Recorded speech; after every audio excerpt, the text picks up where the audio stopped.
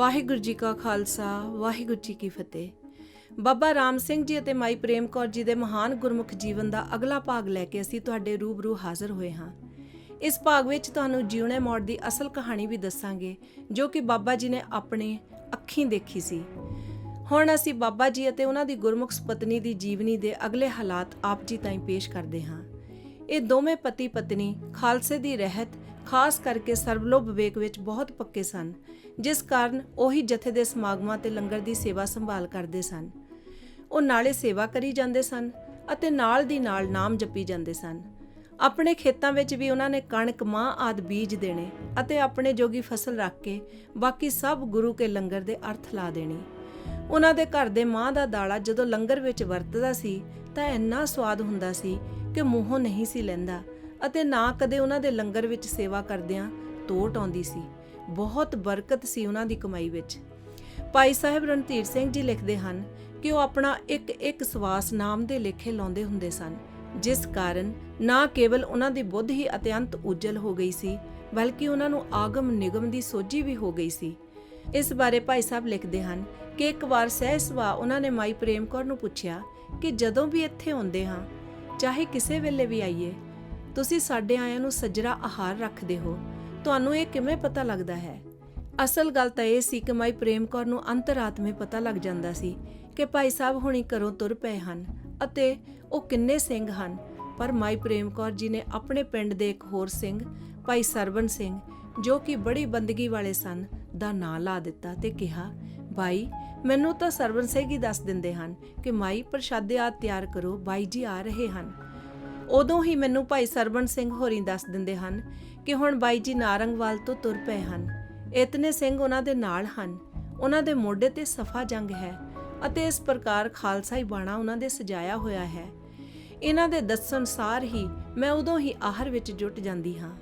ਇਹ ਗੱਲ ਸੁਣ ਕੇ ਭਾਈ ਸਾਹਿਬ ਨੇ ਕੈੜੀ ਨਿਗਾਹ ਨਾਲ ਭਾਈ ਸਰਵਣ ਸਿੰਘ ਨੂੰ ਦੇਖਿਆ ਤੇ ਉਸ ਨੂੰ ਡਾਂਟਦਿਆਂ ਹੋਇਆਂ ਕਿਹਾ ਕਿ ਤੈਨੂੰ ਰਿੱਧੀ ਸਿੱਧੀ ਫੁਰਨ ਲੱਗ ਪਈ ਹੈ, ਹਜ਼ਮ ਨਹੀਂ ਹੁੰਦੀ, ਆ ਜਰ ਨੂੰ ਜਰਨਾ ਚਾਹੀਦਾ ਹੈ। ਅੱਗੋਂ ਭਾਈ ਸਰਵਣ ਸਿੰਘ ਜੀ ਨੇ ਹੱਸਦੇ ਹੋਏ ਕਿਹਾ ਕਿ ਕਾਹਨੂੰ ਜੀ, ਮੈਂ ਕਦੇ ਕਾਹਨੂੰ ਮਾਈ ਜੀ ਨੂੰ ਦੱਸਿਆ ਹੈ, ਇਹ ਸਭ ਕੁਝ ਆਪੇ ਹੀ ਮਾਈ ਜੀ ਨੂੰ ਸੁਫੁਰਨ ਹੁੰਦਾ ਹੈ। ਹੁਣ ਮੇਰੇ ਤੇ ਗੱਲ ਟਾਲਦੇ ਹਨ। ਅਸਲ ਗੱਲ ਇਹ ਸੀ ਕਿ ਭਾਈ ਸਰਵਣ ਸਿੰਘ ਜੀ ਅਤੇ ਮਾਈ ਪ੍ਰੇਮ ਕੌਰ ਜੀ ਦੋਹਾਂ ਨੂੰ ਇਹ ਗੁਪਤ ਸੋਝੀ ਫੁਰਦੀ ਸੀ ਅਤੇ ਦੋਵੇਂ ਇੱਕ ਦੂਜੇ ਦਾ ਨਾਂ ਲਾ ਰਹੇ ਸਨ। ਖੈਰ, ਉਸ ਦਿਨ ਤੋਂ ਬਾਅਦ ਦੋਹਾਂ ਨੇ ਅਜਰ ਨੂੰ ਜਰਨਾ ਸ਼ੁਰੂ ਕਰ ਦਿੱਤਾ। ਪਰ ਫੇਰ ਵੀ ਭਾਈ ਸਾਹਿਬ ਸਮੇਤ ਸਾਰੇ ਜਥੇ ਦੀ ਜੇਲ੍ਹ ਯਾਤਰਾ ਤੋਂ ਪਹਿਲਾਂ ਕਈ ਵਾਰ ਮਾਈ ਜੀ ਨੇ ਭਾਈ ਸਾਹਿਬ ਨੂੰ ਉਦਾਸ ਹੋ ਕੇ ਕਹਿਣਾ ਕਿ ਬਾਈ ਲੰਮੇ ਵਿਛੋੜੇ ਪੈਣੇ ਹਨ, ਸੁੱਖ ਹੋਵੇ। ਭਾਈ ਸਾਹਿਬ ਜੀ ਨੇ ਉਹਨਾਂ ਨੂੰ ਇਹ ਕਹਿ ਕੇ ਚੁੱਪ ਕਰਾ ਦੇਣਾ ਕਿ ਜੋ ਭਾਣਾ ਕਰਤਾਰ ਦਾ ਹੈ ਸੋ ਹੋ ਕੇ ਰਹਿਣਾ ਹੈ। ਐਸੇ ਮਹਾਨ ਸਨ ਇਹ ਸਾਰੇ ਗੁਰਮੁਖ, ਜੋ ਨਾਮ ਬਾਣੀ ਦੀ ਅਥਾਹ ਕਮਾਈਆਂ ਸਦਕਾ ਸਭ ਕੁਝ ਜਾਣਦੇ ਹੋਏ ਵੀ ਗੁਰੂ ਕਰਤਾਰ ਦੇ ਭਾਣੇ ਵਿੱਚ ਅਡੋਲ ਰਹੇ ਅਤੇ ਕਦੇ ਕਰਤਾਰ ਦਾ ਭਾਣਾ ਟਾਲਣ ਦੀ ਕੋਸ਼ਿਸ਼ ਨਹੀਂ ਕੀਤੀ। ਨਹੀਂ ਤਾਂ ਜੇ ਕਿਤੇ ਨਾਮ ਬਾਣੀ ਰਾਹੀਂ ਕੋਸ਼ਿਸ਼ ਕਰਦੇ ਤਾਂ ਕੀ ਨਹੀਂ ਸੀ ਕਰ ਸਕਦੇ। ਪਰ ਉਹ ਗੁਰਮੁਖ ਪਿਆਰੇ ਸਦਾ ਭਾਣੇ ਵਿੱਚ ਰਾਜ਼ੀ ਰਹਿਣ ਵਾਲੇ ਸਨ। ਜੇਲ੍ਹ ਯਾਤਰਾ ਅਤੇ ਕਠਿਨਾਈਆਂ। ਬਾਬਾ ਰਾਮ ਸਿੰਘ ਜੀ ਬੜੇ ਗੁਪਤ ਰਹਿੰਦੇ ਸਨ, ਭਾਵ ਉਹ ਆਪਣੀ ਅਵਸਥਾ ਬਹੁਤ ਗੁਪਤ ਰੱਖਦੇ ਸੀ। ਉਹ ਦਿਨ ਰਾਤ ਨਾਮ ਜਪਦੇ ਰਹਿੰਦੇ ਸੀ ਅਤੇ ਕੀਰਤਨ ਕਰਦੇ ਸੁਣਦੇ, ਕਦੇ ਅੱਕਦੇ ਹੀ ਨਹੀਂ ਸੀ। ਉਹ ਇੱਕ ਦਿਨ ਵੀ ਆਪਣੇ ਪਰਮ ਮਿੱਤਰ ਭਾਈ ਸਾਹਿਬ ਰਣਧੀਰ ਸਿੰਘ ਜੀ ਨਾਲੋਂ ਕਦੇ ਵੱਖ ਨਹੀਂ ਸਨ ਹੋਏ। ਉਹਨਾਂ ਨੇ ਜਾਂ ਤਾਂ ਭਾਈ ਸਾਹਿਬ ਦੇ ਘਰ ਚਲੇ ਜਾਣਾ ਜਾਂ ਭਾਈ ਸਾਹਿਬ ਨੂੰ ਆਪਣੇ ਘਰ ਲੈ ਆਉਣਾ, ਪਰ ਹਰ ਰੋਜ਼ ਦਰਸ਼ਨ ਮੇਲੇ ਜ਼ਰੂਰ ਹੁੰਦੇ ਸਨ। ਹਰ ਰੋਜ਼ ਉਹ ਰਲ ਮਿਲ ਕੇ ਨਾਮ ਅਭਿਆਸ ਕਰਦੇ ਹੁੰਦੇ ਸਨ। ਕੀਰਤਨ ਕਰਦੇ ਕਈ ਵਾਰ ਜਦੋਂ ਉਹਨਾਂ ਦੇ ਅੰਦਰ ਜੋਤ ਦਾ ਪ੍ਰਕਾਸ਼ ਹੋ ਜਾਂਦਾ ਸੀ ਤਾਂ ਉਹਨਾਂ ਦੀ ਲੋਟ-ਪੋਟ ਦਸ਼ਾ ਹੋ ਜਾਂਦੀ ਸੀ। ਭਾਵੇਂ ਉਹ ਸੰਸਾਰੀ ਵਿੱਦਿਆ ਕਰਕੇ ਅਨਪੜ੍ਹ ਸਨ, ਪਰ ਉਹਨਾਂ ਦੇ ਹਿਰਦੇ ਅੰਦਰ ਅਕਾਲ ਪੁਰਖ ਦੀ ਜੋਤ ਪ੍ਰਗਟ ਸੀ, ਜਿਸ ਕਾਰਨ ਉਹਨਾਂ ਵਰਗਾ ਸਿਆਣਾ ਪੜ੍ਹਿਆਂ ਚੋਂ ਪੜ੍ਹਿਆ ਵੀ ਨਹੀਂ ਸੀ ਹੋ ਸਕਦਾ। ਖੈਰ, ਜਦੋਂ 1915 ਵਿੱਚ ਸਭ ਜਥੇ ਦੇ ਸਿੰਘਾਂ ਤੇ ਅੰਗਰੇਜ਼ਾਂ ਦੇ ਖਿਲਾਫ ਬਗਾਵਤ ਕਰਨ ਦੇ ਜੁਰਮ ਅਧੀਨ ਕੇਸ ਚੱਲੇ ਤਾਂ ਬਾਬਾ ਰਾਮ ਸਿੰਘ ਜੀ ਵੀ ਇਸੇ ਸਾਲ ਜੁਲਾਈ ਵਿੱਚ ਪਕੜੇ ਗਏ। ਜੇਲ੍ਹ ਵਿੱਚ ਉਹਨਾਂ ਨੇ ਬੜੀਆਂ ਕਠਿਨਾਈਆਂ ਸਹਿਣ ਕੀਤੀਆਂ, ਕਿਉਂਕਿ ਉਹਨਾਂ ਦਾ ਸਰਬਲੋਭ ਵਿਵੇਕ ਦਾ ਪਹਿਰਾ ਸੀ। ਪਰ ਉਹਨਾਂ ਨੇ ਇੰਨੀ ਬਿਰਧ ਅਵਸਥਾ ਵਿੱਚ ਜੇਲ੍ਹ ਵਿੱਚ ਵੀ ਸਰਬਲੋਭ ਵਿਵੇਕ ਗੁਰੂ ਸਾਹਿਬ ਜੀ ਦੀ ਕਿਰਪਾ ਸਦਕਾ ਨਿਭਾਇਆ ਸੀ। 30 ਮਾਰਚ 1916 ਨੂੰ ਦੂਸਰੇ ਲਾਹੌਰ ਸਾਜ਼ਿਸ਼ ਕੇਸ ਵਿੱਚ ਉਹਨਾਂ ਨੂੰ ਉਮਰ ਕੈਦ, ਕਾਲਾ ਪਾਣੀ ਅਤੇ ਜਾਇਦਾਦ ਜ਼ਬਤੀ ਦੀ ਸਜ਼ਾ ਹੋਈ ਸੀ ਅਤੇ 4 ਅਪ੍ਰੈਲ 1916 ਨੂੰ ਉਹ ਲਾਹੌਰ ਤੋਂ ਮਿੰਟਗੁਮਰੀ ਜੇਲ੍ਹ ਵਿੱਚ ਬੰਦ ਕੀਤੇ ਗਏ ਸਨ। ਉਹ ਅੰਗਰੇਜ਼ ਜੇਲ੍ਹ ਅਧਿਕਾਰੀਆਂ ਨਾਲ ਨਾ ਮਿਲਵਰਤਨ ਕਰਕੇ ਅਕਸਰ ਕੋਠੀ ਬੰਦ ਹੀ ਰਹਿੰਦੇ ਸਨ ਅਤੇ ਸਾਥੀਆਂ ਨੂੰ ਨਾਮ ਬਾਣੀ ਦੀ ਓਟ ਲੈ ਕੇ ਅਡੋਲ ਰਹਿਣ ਦਾ ਉਪਦੇਸ਼ ਕਰਦੇ ਸਨ। ਉਹਨਾਂ ਨੇ ਬੜੀ ਦ੍ਰਿੜਤਾ ਨਾਲ ਕੈਦ ਗੁਜ਼ਾਰੀ। ਜੇਲ੍ਹ ਵਿੱਚ ਉਹਨਾਂ ਤੇ ਨਮੂਨੀਏ ਦਾ ਬੜਾ ਸਖਤ ਅਟੈਕ ਹੋਇਆ, ਪਰ ਉਹ ਬਚ ਗਏ। ਇਸ ਕਾਰਨ ਅਤੇ ਉਹਨਾਂ ਦੀ ਬਿਰਧ ਅਵਸਥਾ ਕਾਰਨ ਉਹ 2 ਸਾਲਾਂ ਬਾਅਦ ਹੀ ਜੇਲ੍ਹ 'ਚੋਂ ਛੁੱਟ ਗਏ ਅਤੇ 1919 ਦੀਆਂ ਸਰਦੀਆਂ ਵਿੱਚ ਬਾਹਰ ਆ ਗਏ। ਬਾਹਰ ਆ ਕੇ ਉਹ ਪਰਮ ਬੈਰਾਗ ਦੀ ਦਸ਼ਾ ਵਿੱਚ ਰਹੇ ਕਿ ਕਦੋਂ ਜੇਲ੍ਹ ਵਿੱਚ ਬੰਦ ਉਹਨਾਂ ਦੇ ਪਰਮ ਮਿੱਤਰ ਗੁਰਮੁਖ ਪਿਆਰੇ ਭਾਈ ਸਾਹਿਬ ਬਾਹਰ ਆਉਣ ਤੇ ਉਹਨਾਂ ਦੇ ਦਰਸ਼ਨ ਮੇਲੇ ਹੋਣ। ਭਾਈ ਸਾਹਿਬ ਰਣਧੀਰ ਸਿੰਘ ਜੀ 1930 ਵਿੱਚ ਜੇਲ੍ਹ 'ਚੋਂ ਬਾਹਰ ਆਏ ਸਨ, ਪਰ ਕਰਤਾਰ ਦੇ ਭਾਣੇ ਵਿੱਚ ਬਾਬਾ ਜੀ ਭਾਈ ਸਾਹਿਬ ਦੇ ਆਉਣ ਤੋਂ 4 ਮਹੀਨੇ ਪਹਿਲਾਂ ਹੀ ਗੁਰਪੁਰੀ ਜਾ ਵਸੇ। ਭਾਈ ਸਾਹਿਬ ਲਿਖਦੇ ਹਨ ਕਿ ਅਕਾਲ ਚਲਾਣੇ ਵੇਲੇ ਉਹਨਾਂ ਦੀ ਰੂਹ ਸਰੀਰ ਵਿੱਚੋਂ ਪ੍ਰਵਾਸ ਕਰਕੇ ਜੇਲ੍ਹ ਵਿੱਚ ਬੰਦ ਭਾਈ ਸਾਹਿਬ ਰਣਧੀਰ ਸਿੰਘ ਜੀ ਹੁਣਾਂ ਨੂੰ ਫਤਿਹ ਬੁਲਾ ਕੇ ਗੁਰਪੁਰੀ ਸਿਧਾਰ ਗਈ। ਉਹਨਾਂ ਦੀ ਪਰਮ ਪਤਨੀ ਮਾਈ ਪ੍ਰੇਮ ਕੌਰ ਆਪਣੇ ਪੂਜ ਪਤੀ ਜੀ ਦੇ ਵਿਛੋੜੇ ਵਿੱਚ ਹਾਲੋਂ ਬੇਹਾਲ ਅਤਿਅੰਤ ਬੈਰਾਗ ਦਸ਼ਾ ਵਿੱਚ 3 ਕੁ ਸਾਲ ਹੋਰ ਇਸ ਫਾਨੀ ਦੁਨੀਆ ਵਿੱਚ ਰਹੇ ਅਤੇ ਫਿਰ ਉਹ ਵੀ ਆਪਣੇ ਪਤੀ ਜੀ ਪਾਸ ਗੁਰਪੁਰੀ ਜਾ ਵਸੇ। ਉਹ ਜਿੰਨਾ ਚਿਰ ਵੀ ਰਹੇ ਪਰਮ ਬੈਰਾਗ ਵਿੱਚ ਨਾਮ ਬਾਣੀ ਵਿੱਚ ਲੀਨ ਰਹੇ। ਗੁਰਦੁਆਰਾ ਸੁਧਾਰ ਲਹਿਰ ਵਿੱਚ ਯੋਗਦਾਨ। ਬਾਬਾ ਜੀ ਦੇ ਜੀਵਨ ਦੀ ਇੱਕ ਹੋਰ ਘਟਨਾ ਬਿਆਨ ਕਰਨੀ ਬਹੁਤ ਜ਼ਰੂਰੀ ਹੈ, ਜਿਸ ਨਾਲ ਬਾਬਾ ਜੀ ਦੇ ਮਨ ਵਿੱਚ ਪੰਥਕ ਪਿਆਰ ਅਤੇ ਕੁਰਬਾਨੀ ਬਾਰੇ ਆਪਾਂ ਨੂੰ ਪਤਾ ਲੱਗਦਾ ਹੈ। ਉਹਨਾਂ ਦਿਨਾਂ ਵਿੱਚ ਗੁਰਦੁਆਰਾ ਸੁਧਾਰ ਲਹਿਰ ਪੂਰੇ ਜ਼ੋਰਾਂ ਤੇ ਸੀ। ਇਸ ਲਹਿਰ ਵਿੱਚ ਦੁਸ਼ਟ ਮਹੰਤਾਂ ਅਤੇ ਅਨਮਤੀਆਂ ਤੋਂ ਗੁਰਦੁਆਰਾ ਸਾਹਿਬ ਆਜ਼ਾਦ ਕਰਵਾਏ ਜਾ ਰਹੇ ਸਨ। ਇਸ ਗੁਰਦੁਆਰਾ ਸੁਧਾਰ ਲਹਿਰ ਦੌਰਾਨ ਜਦੋਂ ਜੈਤੋਂ ਦੇ ਪਹਿਲੇ ਜਥੇ ਤੇ ਗੋਲੀ ਚੱਲੀ ਸੀ ਅਤੇ ਸ਼ਹੀਦੀਆਂ ਹੋਈਆਂ ਸਨ, ਤਾਂ ਬਾਬਾ ਜੀ ਧਾ ਕੇ ਸ੍ਰੀ ਅਕਾਲ ਤਖਤ ਸਾਹਿਬ ਜੈਤੋਂ ਦੇ ਦੂਸਰੇ ਸ਼ਹੀਦੀ ਜਥੇ ਵਿੱਚ ਸ਼ਾਮਲ ਹੋਣ ਲਈ ਪਹੁੰਚੇ। ਜਦੋਂ ਬਾਬਾ ਜੀ ਦੀ ਬਿਰਧ ਉਮਰ ਦੇਖ ਕੇ ਸ਼੍ਰੋਮਣੀ ਕਮੇਟੀ ਦੇ ਅਧਿਕਾਰੀਆਂ ਨੇ ਬਾਬਾ ਜੀ ਨੂੰ ਜਥੇ ਵਿੱਚ ਸ਼ਾਮਲ ਕਰਨ ਤੋਂ ਨਾ ਕਰ ਦਿੱਤੀ, ਉਦੋਂ ਬਾਬਾ ਜੀ ਬਹੁਤ ਵੀਰ ਰਸ ਵਿੱਚ ਆ ਗਏ ਅਤੇ ਕਹਿਣ ਲੱਗੇ ਕਿ ਆਪ ਮੈਨੂੰ ਬਿਰਧ ਹੋਣ ਕਰਕੇ ਜਥੇ ਨਾਲ ਨਹੀਂ ਭੇਜਦੇ। ਆਪ ਦੇ ਕਈ ਜਵਾਨਾਂ ਨਾਲੋਂ ਮੈਂ ਤਕੜਾ ਹਾਂ। ਮੈਂ 5 ਮੀਲ ਦੌੜ ਸਕਦਾ ਹਾਂ, 2 ਮਣ ਭਾਰ ਚੁੱਕ ਸਕਦਾ ਹਾਂ, ਜੇਲ੍ਹ ਵਿੱਚ ਵੀ ਰਿਹਾ ਹਾਂ ਤੇ ਕਦੇ ਮਾਫੀ ਮੰਗ ਕੇ ਰਿਹਾ ਨਹੀਂ ਹੋਇਆ ਤੇ ਸਿੱਖੀ ਦੇ ਨਾਮ ਨੂੰ ਲਾਜ ਨਹੀਂ ਲਾਈ। ਮੈਨੂੰ ਵੀ ਸ਼ਹੀਦੀ ਪ੍ਰਾਪਤ ਕਰਨ ਵਾਸਤੇ ਜਾਣ ਦਿਓ।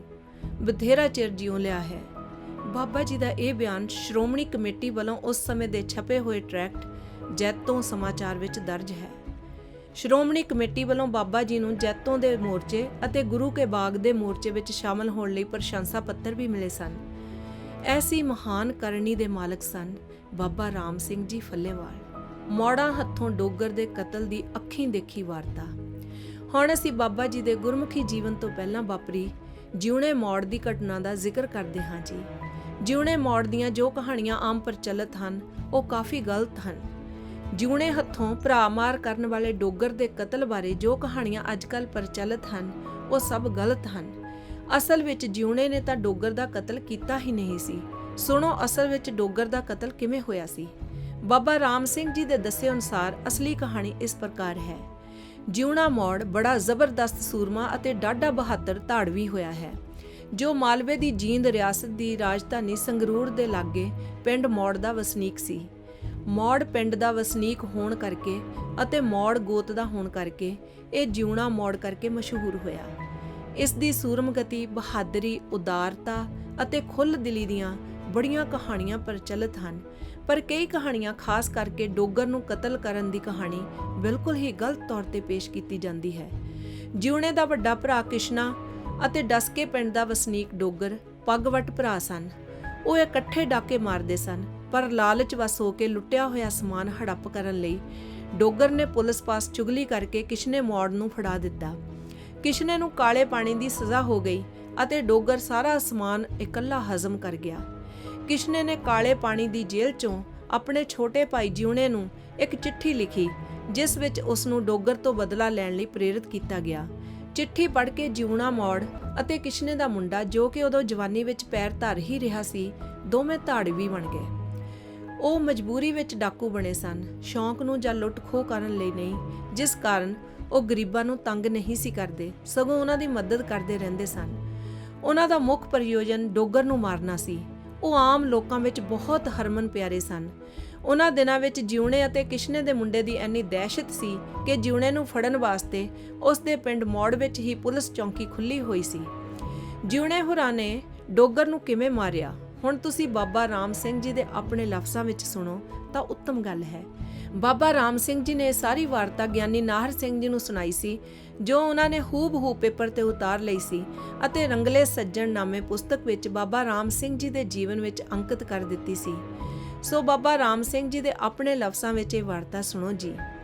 ਜਿਨੀ ਦਿਨੀ ਮਾਲਵੇ ਵਿੱਚ ਜਿਉਣੇ ਮੌੜ ਤੇ ਹੋਰ ਦੂਲੋਂ ਆ ਧਾੜਵੀਆਂ ਦਾ ਬਾਂਗਰ ਦੇਸ਼ ਇਲਾਕਾ ਘੱਗਰ ਵਿੱਚ ਜ਼ੋਰ ਸੀ, ਉਨੀ ਦਿਨੀ ਮਿਸਟਰ ਬਾਰਬਟਨ ਨਾਮੇ ਅੰਗਰੇਜ਼ ਪਟਿਆਲੇ ਵਿੱਚ ਪੁਲਿਸ ਜਰਨੈਲ ਸੀ ਤੇ ਖਾਸ ਕਰਕੇ ਅੰਗਰੇਜ਼ੀ ਤੇ ਰਿਆਸਤੀ ਇਲਾਕੇ ਦੇ ਨਾਮੀ ਧਾੜਵੀਆਂ ਦੀ ਤਫਤੀਸ਼, ਖੋਜ ਤੇ ਗ੍ਰਿਫਤਾਰੀ ਲਈ ਤਾਇਨਾਤ ਕੀਤਾ ਹੋਇਆ ਸੀ।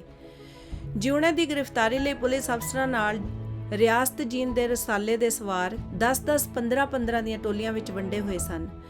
ਵਾਰਬਟਨ ਪਿੰਡ ਮੌੜ ਦੇ ਦਰਵਾਜ਼ੇ ਦੇ ਉੱਪਰ ਚੁਬਾਰੇ ਵਿੱਚ ਰਿਹਾ ਕਰਦਾ ਸੀ।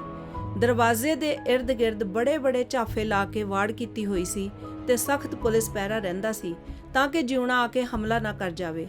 ਪਿੰਡ ਦੇ ਉਤਾਲੇ ਵੀ ਸਖਤ ਪਹਿਰਾ ਰੱਖਿਆ ਜਾਂਦਾ ਸੀ। ਫਿਰ ਵੀ ਪਿੰਡ ਦੇ ਲੋਕ ਜਿਉਣੇ ਨਾਲ ਮੇਲ ਰੱਖਦੇ ਸਨ।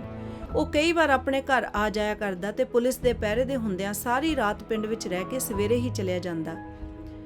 ਜਿਸ ਥਾਣੇਦਾਰ ਨਾਲ ਅਸੀਂ 10 ਵਾਰ ਲੱਗੇ ਹੋਏ ਸੀ, ਉਹ ਇੱਕ ਚੰਗਾ ਪ੍ਰੇਮੀ, ਭਜਨੀਕ, ਚਿੱਟੇ ਦਾੜੇ ਵਾਲਾ ਢਲਦੀ ਉਮਰ ਦਾ ਸਿੱਖ ਥਾਣੇਦਾਰ ਸੀ। ਮਾਲਾ ਹਮੇਸ਼ਾ ਉਸ ਦੇ ਕੋਲ ਹੁੰਦੀ ਸੀ। ਇੱਕ ਦਿਨ ਡੋਗਰ ਨੇ ਆ ਕੇ ਉਸ ਪਾਸ ਰਿਪੋਰਟ ਕੀਤੀ ਕਿ ਅੱਜ ਫਲਾਣੇ ਥਾਂ ਉੱਚੀ ਦੈੜ ਪਰ ਜੰਗਲ ਵਿੱਚ ਜਿਉਣਾ ਮੌੜ ਉਤਰਿਆ ਹੋਇਆ ਹੈ। ਤੁਸੀਂ ਆਪਣੇ ਸਾਥੀਆਂ ਸਮੇਤ ਉਸ ਨੂੰ ਫੜਨ ਲਈ ਚੱਲੋ ਤੇ ਮੈਂ ਤੁਹਾਡੇ ਨਾਲ ਚੱਲਦਾ ਹਾਂ। ਥਾਣੇਦਾਰ ਨੇ ਕਿਹਾ ਕਿ ਸਾਡੇ ਪਾਸ ਤਾਕਤ ਨਹੀਂ, ਆਦਮੀ ਘੱਟ ਹਨ, ਪਿੱਛੋਂ ਕੁਮਕ ਮੰਗਵਾਏ ਬਿਨਾ ਉਸ ਦਾ ਮੁਕਾਬਲਾ ਠੀਕ ਨਹੀਂ। ਪਰ ਡੋਗਰ ਨੇ ਹੱਠ ਕੀਤਾ। ਥਾਣੇਦਾਰ ਨੂੰ ਜਾਣਾ ਪਿਆ ਤੇ ਅਸੀਂ ਰਸਾਲੇ ਦੇ ਸਵਾਰ ਉਸ ਦੇ ਨਾਲ ਗਏ। ਡੋਗਰ ਘੋੜੇ ਪਰ ਸਾਡੇ ਅੱਗੇ ਜਾ ਰਿਹਾ ਸੀ। ਜਦ ਅਸੀਂ ਉਸ ਦੈੜ ਪਾਸ ਪਹੁੰਚੇ ਤਾਂ ਜਿਉਣਾ, ਉਸ ਦਾ ਭਤੀਜਾ ਤੇ ਇੱਕ ਹੋਰ ਆਦਮੀ ਤਿੰਨੇ ਬੈਠੇ ਸਨ। ਉਹਨਾਂ ਦੀਆਂ ਘੋੜੀਆਂ ਚੱਲ ਰਹੀਆਂ ਸਨ। ਜਿਉਣੇ ਨੇ ਸਾਨੂੰ ਦੇਖ ਕੇ ਆਪਣੇ ਭਤੀਜੇ ਨੂੰ ਕਿਹਾ, ਹੁਣ ਕੀ ਦੇਖਦਾ ਹੈ, ਉਹ ਤਾਂ ਆ ਗਏ। ਇਤਨੀ ਗੱਲ ਸੁਣਦੇ ਸਾਰ ਉਸ ਦੇ ਭਤੀਜੇ ਨੇ ਡੋਗਰ ਵੱਲ ਸਿਸ਼ਤ ਬੰਨ੍ਹ ਕੇ ਗੋਲੀ ਚਲਾਈ। ਇੱਧਰੋਂ ਸਾਡੇ ਵੱਲੋਂ ਵੀ ਇੱਕ ਸਵਾਰ ਨੇ ਪਹਿਲਾਂ ਹੀ ਗੋਲੀ ਚਲਾ ਦਿੱਤੀ, ਪਰ ਸਾਡੀਆਂ ਬੰਦੂਕਾਂ ਨਿਕੰਮੀਆਂ ਹੋਈਆਂ ਸਨ ਕਿਉਂਕਿ ਸਫ਼ਰ ਵਿੱਚ ਕਿਸੇ ਨੇ ਸਾਫ਼ ਵੀ ਨਹੀਂ ਕੀਤੀਆਂ ਸਨ। ਸਾਡੇ ਸਵਾਰ ਦੀ ਗੋਲੀ ਨਿਸਫਲ ਹੀ ਗਈ, ਪਰ ਜਿਉਣੇ ਦੇ ਭਤੀਜੇ ਦੀ ਗੋਲੀ ਆਪਣਾ ਕੰਮ ਕਰ ਗਈ ਤੇ ਡੋਗਰ ਨੂੰ ਪਰਲੋਕ ਦੇ ਰਸਤੇ ਤੋਰ ਗਈ। ਉਹਨਾਂ ਗੋਲੀ ਦਾ ਇੱਕੋ ਫਾਇਰ ਕੀਤਾ ਤੇ ਡੋਗਰ ਨੂੰ ਡਿੱਗਦੇ ਦੇਖ ਕੇ ਆਪੋ ਆਪਣੀਆਂ ਘੋੜੀਆਂ ਪਰ ਚੜ੍ਹ ਪੱਤਰਾਵਾਚ ਗਏ। ਸਾਨੂੰ ਥਾਣੇਦਾਰ ਨੇ ਕਿਹਾ, ਅਸੀਂ ਇਸ ਅੱਲੜ ਨੂੰ ਬਥੇਰਾ ਸਮਝਾ ਰਹੇ ਕਿ ਮੌਕਾ ਠੀਕ ਨਹੀਂ, ਪਰ ਇਹ ਨਾ ਮੰਨਿਆ। ਓੜਕ ਆਪਣੀ ਜਾਨ ਖੋ ਬੈਠਾ। ਹੁਣ ਤੁਸੀਂ ਇੱਧਰ ਝਾੜਾਂ ਵਿੱਚ ਗੇੜਾ ਖਾ ਕੇ ਡੋਗਰ ਦੇ ਪਿੰਡ ਨੂੰ ਵਾਪਸ ਆਓ ਤੇ ਇਸ ਦੀ ਲੋਥ ਨੂੰ ਪਿੰਡ ਪਹੁੰਚਾਓ। ਮੈਂ ਪਿੰਡ ਜਾ ਕੇ ਅਫਸਰਾਂ ਨੂੰ ਰਿਪੋਰਟ ਕਰਦਾ ਹਾਂ। ਰੰਗਲੇ ਸੱਜਣ ਸਫਾ 21-22। ਇਸ ਤਰ੍ਹਾਂ ਜਿਉਣਾ ਮੌੜ, ਕਿਸ਼ਨੇ ਦਾ ਮੁੰਡਾ ਅਤੇ ਉਹਨਾਂ ਦੇ ਨਾਲ ਇੱਕ ਸਾਥੀ ਉਸ ਵੇਲੇ ਡੋਗਰ ਦਾ ਕਤਲ ਕਰਕੇ ਉੱਥੋਂ ਦੌੜ ਗਏ। ਕੁਝ ਚਿਰ ਬਾਅਦ ਜਿਉਣਾ ਨੈਣਾ ਦੇਵੀ ਦੇ ਮੇਲੇ ਤੇ ਗਿਆ ਹੋਇਆ ਸੀ, ਜਿੱਥੋਂ ਉਹ ਫੜਿਆ ਗਿਆ। ਉਸ ਤੇ ਮੁਕੱਦਮਾ ਚੱਲਿਆ ਅਤੇ ਫਾਂਸੀ ਦੀ ਸਜ਼ਾ ਹੋਈ। ਉਹ ਹਿਸਾਰ ਜੇਲ੍ਹ ਵਿੱਚ ਫਾਂਸੀ ਲਾ ਕੇ ਮਾਰਿਆ ਗਿਆ ਅਤੇ ਉਸ ਦਾ ਭਤੀਜਾ ਤੇ ਕਿਸ਼ਨੇ ਮੌੜ ਦਾ ਮੁੰਡਾ ਵੀ ਫੜਿਆ ਗਿਆ ਸੀ, ਪਰ ਉਹ ਫਾਂਸੀ ਤੋਂ ਬਚ ਗਿਆ ਅਤੇ ਕੈਦ ਦੀ ਸਜ਼ਾ ਦਾ ਹੱਕਦਾਰ ਬਣਿਆ। ਕਿਸ਼ਨੇ ਅਤੇ ਉਸ ਦੇ ਮੁੰਡੇ ਦੇ ਜੇਲੋਂ ਬਾਹਰ ਆਉਣ ਦੇ ਹਾਲਾਤ ਨਹੀਂ ਪਤਾ ਕਿ ਕੀ ਹੋਇਆ ਤੇ ਕੀ ਨਹੀਂ ਹੋਇਆ। ਸੋ ਜਿਉਣੇ ਮੌੜ ਦੀ ਇਸ ਅਸਲੀ ਕਹਾਣੀ ਮੁਤਾਬਕ ਯਾਰ ਮਾਰ ਕਰਨ ਵਾਲੇ ਡੋਗਰ ਦਾ ਕਤਲ ਉਸ ਦੀ ਹਵੇਲੀ ਵਿੱਚ ਨਹੀਂ ਸੀ ਹੋਇਆ ਜਿਵੇਂ ਕਿ ਆਮ ਦੱਸਿਆ ਜਾਂਦਾ ਹੈ, ਬਲਕਿ ਉਸ ਵੇਲੇ ਹੋਇਆ ਜਦੋਂ ਡੋਗਰ ਪੁਲਿਸ ਨਾਲ ਜਿਉਣੇ ਹੋਰਾਂ ਨੂੰ ਮਾਰਨ ਗਿਆ ਸੀ। ਦੂਸਰੀ ਗੱਲ ਹੈ ਕਿ ਡੋਗਰ ਦਾ ਕਤਲ ਜਿਉਣੇ ਨੇ ਨਹੀਂ ਸੀ ਕੀਤਾ, ਬਲਕਿ ਕਿਸ਼ਨੇ ਦੇ ਮੁੰਡੇ ਨੇ ਕੀਤਾ ਸੀ। ਤੀਸਰੀ ਗੱਲ ਇਹ ਪਤਾ ਲੱਗੀ ਹੈ ਕਿ ਜਿਉਣਾ ਨੈਣਾ ਦੇਵੀ ਦੇ ਮੇਲੇ ਤੇ ਫੜਿਆ ਗਿਆ ਸੀ ਅਤੇ ਮੁਕੱਦਮਾ ਚੱਲਣ ਤੋਂ ਬਾਅਦ ਹਿਸਾਰ ਵਿੱਚ ਫਾਂਸੀ ਲੱਗ ਕੇ ਮਰਿਆ ਸੀ, ਨਾ ਕਿ ਪਹਾੜ ਤੋਂ ਛਾਲ ਮਾਰ ਕੇ ਮਰਿਆ ਸੀ। ਚੌਥੀ ਗੱਲ ਇਹ ਪਤਾ ਲੱਗਦੀ ਹੈ ਕਿ ਕਿਸ਼ਨੇ ਦੇ ਮੁੰਡੇ ਨੂੰ ਕੈਦ ਹੋਈ ਸੀ, ਪਰ ਇਹ ਨਹੀਂ ਪਤਾ ਕਿ ਉਹ ਕੈਦ ਤੋਂ ਛੁੱਟ ਕੇ ਬਾਹਰ ਆਇਆ ਸੀ ਕਿ ਨਹੀਂ। ਖੈਰ, ਹੁਣ ਵੀਡੀਓ ਦੀ ਸਮਾਪਤੀ ਤੇ ਮੁੜ ਬਾਬਾ ਜੀ ਦੇ ਜੀਵਨ ਵੱਲ ਆਉਂਦੇ ਹਾਂ। ਬਾਬਾ ਜੀ ਅਤੇ ਉਹਨਾਂ ਦੀ ਸੁਪਤਨੀ ਮਾਈ ਪ੍ਰੇਮ ਕੌਰ ਜੀ ਦੇ ਮਹਾਨ ਗੁਰਮੁਖੀ ਜੀਵਨ ਤੇ ਝਾਤੀ ਮਾਰਿਆਂ ਜੋ ਭਗਤੀ ਕਰਨ ਦਾ ਉਤਸ਼ਾਹ ਪੈਦਾ ਹੁੰਦਾ ਹੈ, ਉਹ ਇਸ ਗੱਲ ਦਾ ਸਬੂਤ ਹੈ ਕਿ ਇਹਨਾਂ ਦਾ ਜੀਵਨ ਕਿੰਨਾ ਉੱਚਾ ਸੁੱਚਾ ਸੀ। ਭਾਈ ਸਾਹਿਬ ਰਣਧੀਰ ਸਿੰਘ ਜੀ ਵੱਲੋਂ ਇਹਨਾਂ ਦਾ ਜੀਵਨ ਇੰਨਾ ਕਮਾਲ ਦਾ ਲਿਖਿਆ ਹੈ ਕਿ ਪੜ੍ਹ ਕੇ ਅੱਖਾਂ ਨਮ ਹੋ ਜਾਂਦੀਆਂ ਹਨ, ਨਾਮ ਚੱਲਣ ਲੱਗ ਜਾਂਦਾ ਹੈ ਅਤੇ ਬੰਦਗੀ ਕਰਨ ਲਈ ਬਹੁਤ ਉਤਸ਼ਾਹ ਪੈਦਾ ਹੁੰਦਾ ਹੈ। ਅਸੀਂ ਆਸ ਕਰਦੇ ਹਾਂ ਕਿ ਤੁਹਾਨੂੰ ਇਹ ਵੀਡੀਓ ਪਸੰਦ ਆਈ ਹੋਵੇਗੀ ਅਤੇ ਤੁਸੀਂ ਇਸ ਵੀਡੀਓ ਨੂੰ ਦੇਖਣ ਤੋਂ ਬਾਅਦ ਨਾਮ ਬਾਣੀ ਨਾਲ ਜੁੜ ਕੇ ਆਪਣਾ ਜੀਵਨ ਉੱਚਾ ਸੁੱਚਾ ਕਰਨ ਲਈ ਪ੍ਰੇਰਿਤ ਹੋਏ ਹੋਵੋਗੇ। ਬਾਬਾ ਜੀ ਅਤੇ ਮਾਈ ਪ੍ਰੇਮ ਕੌਰ ਜੀ ਦੇ ਜੀਵਨ ਬਾਰੇ ਇਹ ਵੀਡੀਓ ਤਿਆਰ ਕਰਦਿਆਂ ਹੋਈਆਂ ਭੁੱਲਾਂ ਚੁੱਕਾਂ ਗੁਰੂ ਸਾਹਿਬ ਬਖਸ਼ ਲੈਣ ਅਤੇ ਹੋਰ ਗੁਰਸਿੱਖਾਂ ਦੇ ਜੀਵਨ ਬਾਰੇ ਸੰਗਤਾਂ ਨੂੰ ਜਾਣੂ ਕਰਾਉਣ ਲਈ ਆਪਣੇ ਇਹਨਾਂ ਗੁਰਮਤਿ ਵਿਵੇਕ ਵਾਲੇ ਦਾਸਾਂ ਸਿੱਖਾਂ ਨੂੰ ਬਲ ਬਖਸ਼ਣ। ਵਾਹਿਗੁਰੂ ਜੀ ਕਾ ਖਾਲਸਾ, ਵਾਹਿਗੁਰੂ ਜੀ ਕੀ ਫਤਿਹ।